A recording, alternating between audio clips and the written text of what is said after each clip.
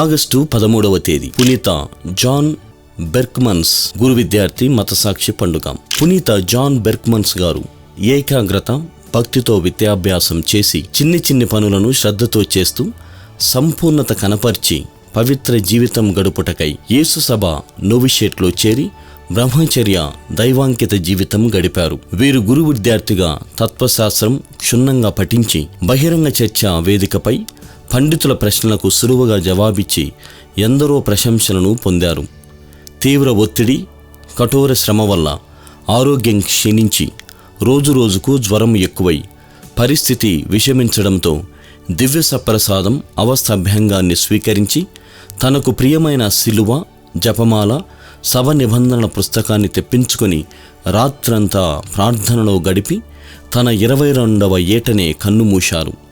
యవ్వన ప్రాయంలో పవిత్రతను కాపాడుకుంటూ విరక్తత్వము, విధేయతను సంపూర్ణంగా పాటించి గురుపట్టం పొందకముందే దైవదర్శన పట్టా పుచ్చుకున్నారు పునీత జాన్ బెర్క్మన్స్ గారు.